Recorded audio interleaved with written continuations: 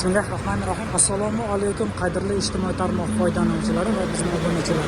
Navbatdagi ishimiz Andijon viloyati Asaka tumanida. Qilayotgan ishlarimiz sizlarga manzur bo'lsa, albatta kanalimizni qo'llab-quvvatlab, obuna bo'lib, like bosib qo'yishingizni so'rab qolamiz. Sizlarni qanaqadir qiziqtirgan savol yoki shunga o'xshash biton zina xizmat zakazlaringiz bo'lsa, opisiya telefon nomerimiz bemalol qo'ng'iroq qilib savollaringizga javob yoki buyurtma berishingiz mumkin. Xo'p, inshaalloh navbatdagi zinapoyamizni qisqacha video obzor qilib, razmerlarni tushuntirishga harakat qilamiz. Joyimiz общий balandligi 453, 34 stupenka tushgan, bitta, ikkita, uchta plashatkamiz bor. Boshida esa regl qilganmiz bu yerda. 40-40li kolonnasi bilan regl qilganmiz.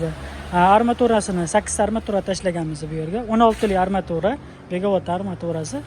Stupenkamizda har bittasida ikkitadan armatura bunaqasiga bor, bu uzunasiga tashlangan. Har bitta armaturamiz 16 sm diametri, ya'ni qalinligi. Hop, stupenkamiz balandligi 15.2 dan bo'lgan balandligi. Oyoq qo'yadiganimiz esa 30 sm dan bo'lgan, yoniga esa 1.55 bo'lgan.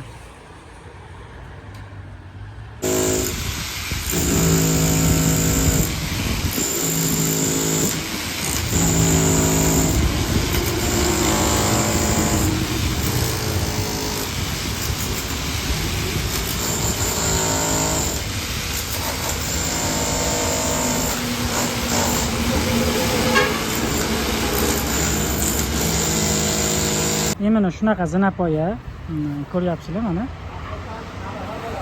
Har xil razmerlarda bo'ladi. Metalka manda hech qaysi bir ustada mana shunaqa zinapoyalarga qolib bo'lmaydi, apalqasi bo'lmaydi. Uy egasi olib beradi. Ko'pchilik telefon qilib qolib qanaqa zinalarga bo'ladi?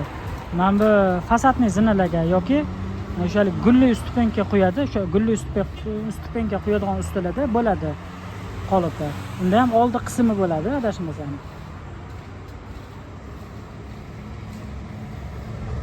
Qilgan ishlarimiz sizlarga manzur bo'lsa, albatta kanalimizni qo'llab-quvvatlab, obuna bo'lib, like bosib qo'yishingizni so'rab ko'ramiz. Ustamiz Abduqahhor hamma abadga chiqib ketsa ham abadga chiqmasdan jajal mehnat uribdilar. Parvoz berishlari kerak bu yoqlargacha tomni. E'tiboringiz uchun hammaga kattakon rahmat, sog' bo'linglar, salomat bo'linglar. Inshaalloh yaxshilikda ko'rishaylik.